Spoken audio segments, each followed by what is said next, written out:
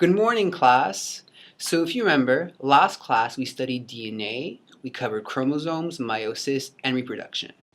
In terms of curriculum, today's lesson will cover genes, recessive and dominant alleles, an introduction to modern-day eugenics, and we'll end off with an activity.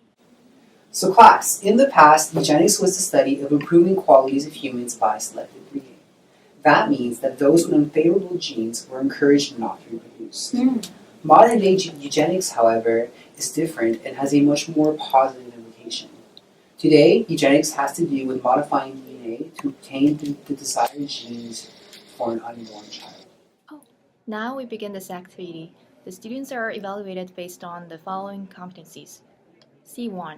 Uses information. C3. Exercises critical judgment. C4. Uses creativity. C7. Achieves his or her potential. C8. Cooperates with others. C9. Communicates appropriately, as well as science and technology competencies. C2.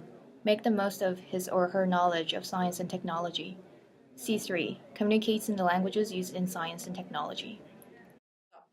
Okay, now let's apply what we have learned about genetics and modern-day eugenics.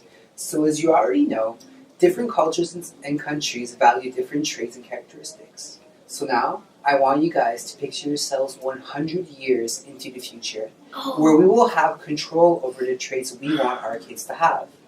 Modern-day eugenics has been perfected, it's economically friendly, and it's accessible to all. In groups, you will be assigned a country and will be given some background on their culture, traditions, religions, and lifestyle.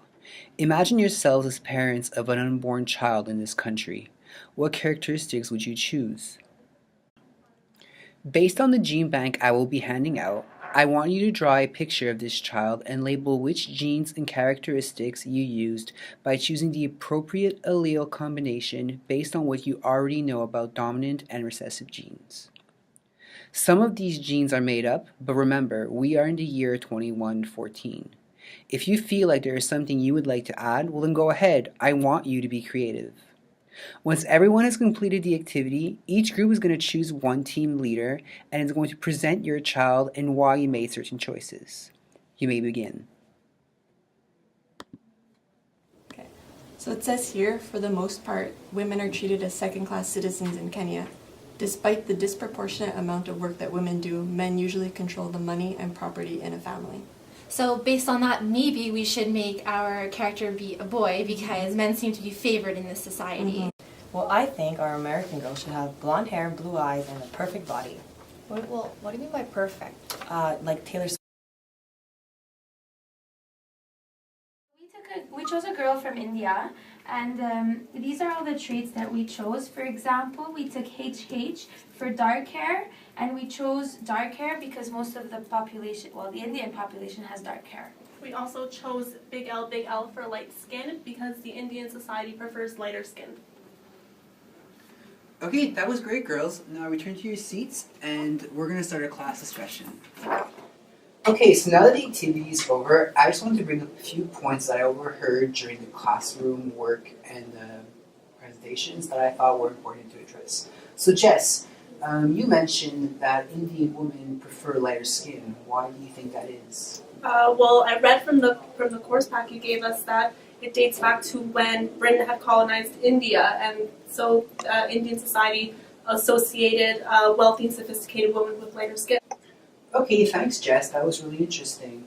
Another thing that I wanted to bring up, though, was I overheard Marine and Zoe talking about Taylor Swift and how if they were parents, they would like their child to be like Taylor Swift. Marine, why did you guys pick Taylor Swift as being the most desirable? Well, because we see her on TV and magazines all the time, and she looks always perfect. Okay, so do you guys think that maybe media has something to do with what we think is desirable or not? Maybe. But in other countries, they might not show Taylor Swift on the media. They might show other people with different traits.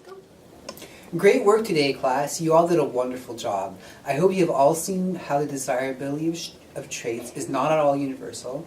and it varies between cultures. For homework tonight, I want you to all answer the discussion questions that I will be passing out shortly. Thanks, and I'll see you guys. These are the questions that our students are going to answer. Is there such thing as a perfect child? Based on what you have learned today, what makes different traits desirable in general?